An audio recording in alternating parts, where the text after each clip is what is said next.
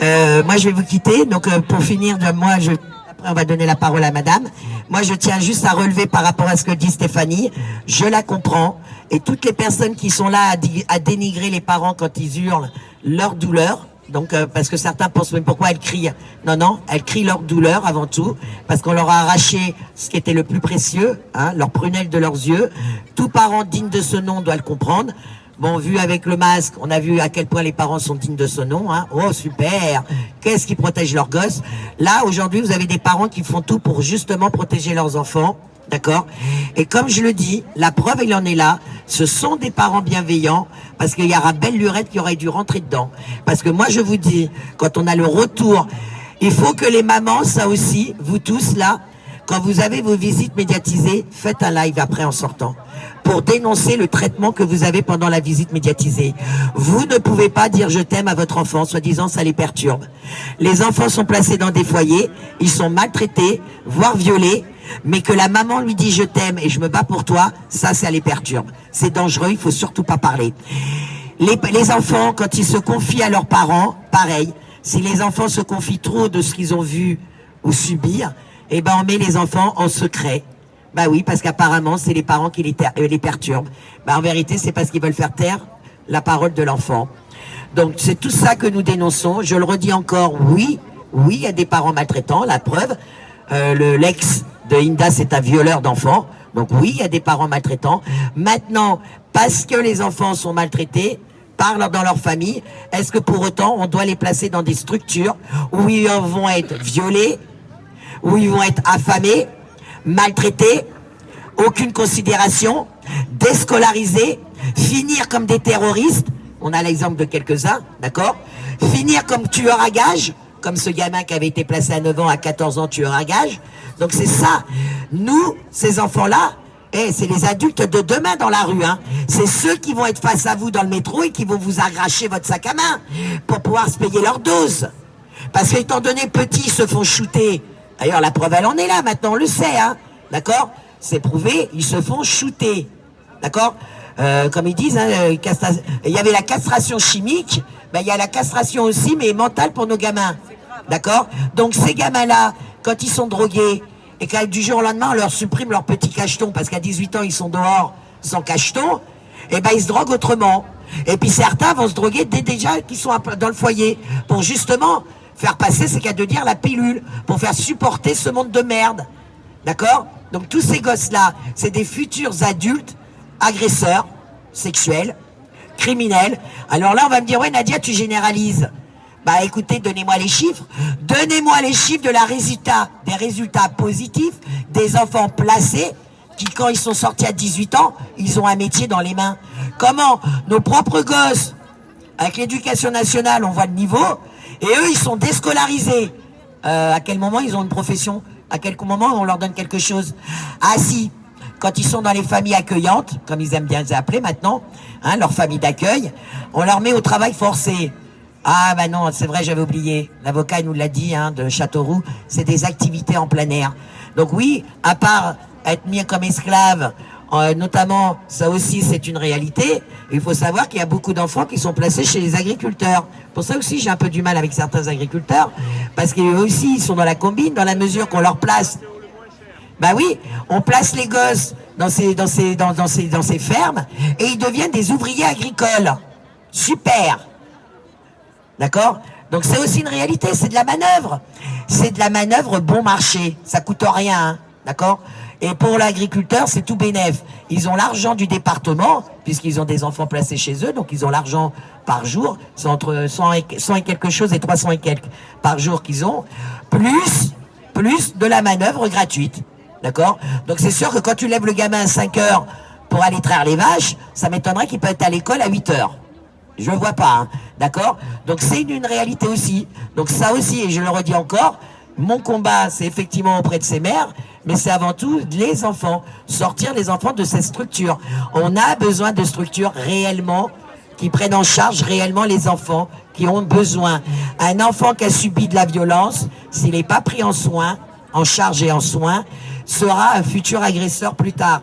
Il va grandir dans la haine, dans la violence, et automatiquement il risque de devenir un agresseur. Et je le redis encore, si c'est pas une généralité, donnez-moi les chiffres. Mais pour l'instant, on n'a pas les chiffres. Hein. On a les chiffres de nombre d'animaux abandonnés, on a les chiffres sur le nombre de dentifrices que les Français utilisent, mais sur les enfants, on n'a pas de chiffres. On ne sait pas exactement combien sont placés, on ne sait pas combien sont sortis de ces placements, on n'a pas le nombre de ceux qui sont mis en secret, on n'a pas non plus le nombre d'enfants qui partent en voyage de rupture, ça aussi. Qu'on m'explique, les éducateurs disent qu'ils n'ont pas d'argent, mais en attendant, on paye des voyages à l'étranger à nos gosses. Nos gosses, sans papier, sans rien. Attention, hein, les parents ont la pièce d'identité, ont le passeport, donc les enfants voyagent, donc ils prennent l'avion, donc la douane, on se demande ce qu'elle fout là-dedans, ce qu'elle fait, mais en attendant, les enfants prennent l'avion, voyagent à l'étranger, sans aucun papier, normal. Quand je vous dis la secte, moi je vous dis, il n'y a pas d'autre terme, il faut l'appeler la secte, comme elle se mérite, parce que c'est une secte. Tout est à huis clos. Et d'ailleurs, la preuve, et je vais en arrêter là, il faut savoir que les parents se mobilisent maintenant devant les départements, et ben ça leur plaît pas. Soi-disant, on les met en danger. Et puis ils aiment pas quand on leur donne leur nom. Je m'appelle Nadia Merani. Venez me chercher. J'ai rien à me reprocher. Si vous voulez pas qu'on donne votre nom, c'est que vous avez peut-être quelque chose à vous reprocher. Quand on est intègre et qu'on fait un travail exemplaire, eh ben oui, on vous donne pas votre nom. Moi, je vous dis, je connais des personnes exemplaires, notamment dans la police, qui ont été virées, bien sûr. Alexandre Langlois, je le nomme. Les gens exemplaires, je les nomme. Les pourritures aussi, je les nomme. 2 fois plus. Donc, tous ces gens-là qui travaillent dans les structures, Inda, venez par ici, vous allez pouvoir prendre la parole après madame, parce que je veux que vous leur donnez bien leur nom de vos juges et de toutes vos référentes. Parce que ça leur fait chier. D'accord? Ça leur plaît pas.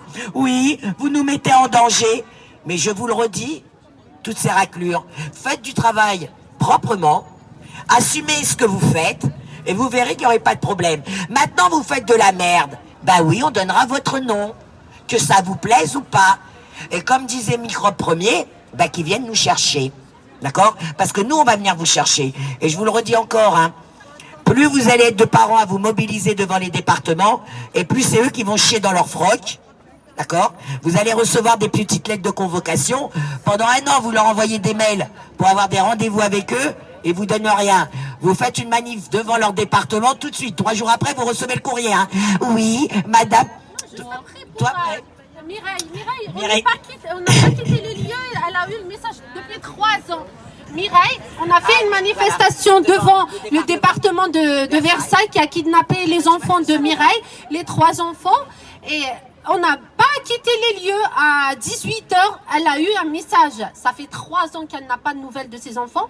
Et on n'a pas encore quitté les lieux du rassemblement. Quand on a fini la manifestation, elle a reçu un message de la référente qui lui proposait un rendez-vous pour discuter de ses enfants.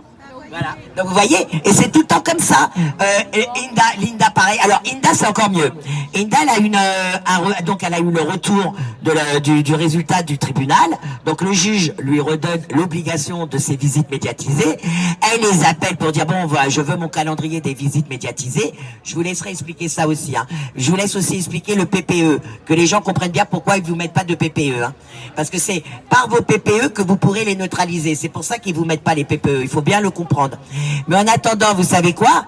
Eh ben, elle avait reçu un courrier en lui disant on tient, alors, tant qu'on vous aura pas vu par rapport à la manifestation que vous avez fait devant le département et celle qui est en cours jeudi qui arrive, donc jeudi, là, on a été devant Pontoise, ils savaient déjà qu'on allait être devant Pontoise, et ils lui ont dit, on va d'abord parler de vos manifestations avant de parler de vos visites. Et comme Linda leur a dit, mes manifestations, ça n'a rien à voir. On a une ordonnance de jugement. Depuis quand l'ordonnance de jugement, d'accord, qui lui donne des visites, doit s'incoquiner à ces manifestations ou pas? De quel droit il se permet? Vous êtes parti en vacances parce que vous étiez en dépression, parce qu'on a fait une manifestation devant votre structure? Mais ma vieille, démissionne, parce que ta dépression, tu vas l'avoir pour le restant de ta vie, parce que jusqu'au bout, on va pas te lâcher, d'accord? Et c'est pas Inda qui le dit, c'est moi, Nadia, d'accord? Donc pas la peine de lui faire de la misère et de la pression, parce que ça, c'est aussi une réalité. Ils vous traitent comme des gosses, parce que ils ne coopèrent pas avec la secte, et ben on vous punit comme les gosses. Oh, t'as été méchante. Linda et Inda, vous êtes des méchantes. Hop, on vous punit, on vous supprime vos visites. Hein? Non, il peut pas nous punir. Personne ne nous punir. Mais ouais, toi, tu as ramené l'agence de sécurité. Donc la réalité, elle est là. Ils vous traitent comme des gosses. Vous êtes des parents responsables. Il faut leur dire dans leur gueule, hey, je suis une mère et un père responsable. Arrêtez de me traiter comme un gamin. D'accord? Vous avez kidnappé mes gamins. Parce que le kidnapping, c'est eux qui le font. C'est pas vous les parents. Le jour où vous déciderez d'aller les chercher, un parent ne kidnappe pas son enfant. D'accord? Parce que si vous attendez 18 ans, ça aussi c'est un problématique qu'il faudra qu'on mette sur la place publique. C'est que des fois, les parents, oui, ils attendent, à 18 ans, ils récupèrent le gamin. Mais le gamin, il est détruit. Le gamin, il est totalement détruit. Le gamin, il passe son temps à fuguer. Il est violent. Une fois sur deux, il peut être violent avec les parents. Mais c'est normal. Le gamin, pour lui, vous, parents, vous les avez abandonnés. Oui. Et oui, ils renoncent aux parents parce que pendant des années, on leur a dit, c'est la faute de vos parents si vous êtes là. C'est les parents qui vous ont abandonné. Quand vous avez vos visites et qui vous les sucrent, ils disent aux gamins, ah non, c'est vos parents qui viennent pas.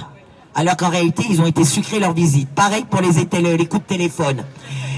Et en plus de ça, non seulement il détruit les parents, mais il détruit aussi la fratrie.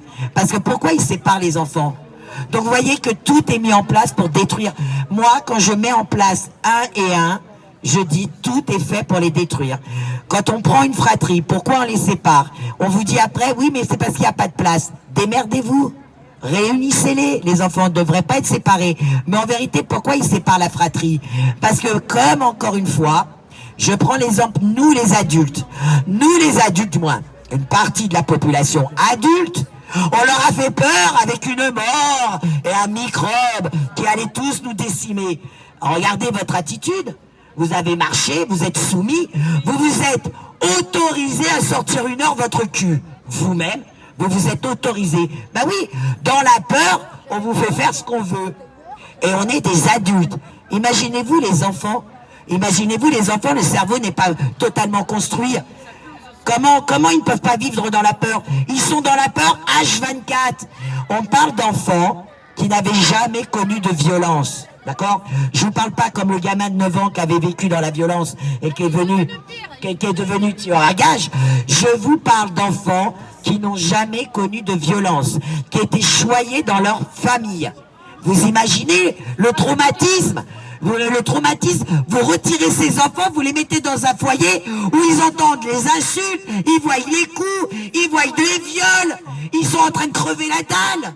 Mais oh, le gamin, mais sa tête, elle explose. Donc voilà, donc tu veux rajouter, je te laisse. En tout cas, merci pour vous tous d'être là. Je suis malheureusement obligé de vous laisser, mes camarades ici prennent la relève. Merci en tout cas, merci de leur donner de la visibilité. Je précise encore, on n'arrête pas de le dire, ce n'est pas avec nos manifestations qu'on va les faire tomber, on le sait. Par contre, ces manifestations permettent de vous réunir, d'avoir de plus grand nombre, de surtout mettre cette ignominie, la secte, sur la place publique, parce que si demain, je dis même pas si, demain quand vous irez les chercher, parce que la justice ne vous les rendront jamais. On le sait maintenant. Donc si demain, les parents décident d'aller chercher leurs gosses, l'opinion publique sera pourquoi? Il ne pourra pas y avoir de manipulation des merdias. Les médiaputes, ils ne pourront pas vous manipuler. L'opinion publique sera, et je dirais même qu'une partie de l'opinion publique sera avec vous. Moi, en tout cas, je serai là avec vous le jour où vous déciderez d'aller les chercher. Et j'espère que ce sera rapide. Voilà, je donne la parole à toi.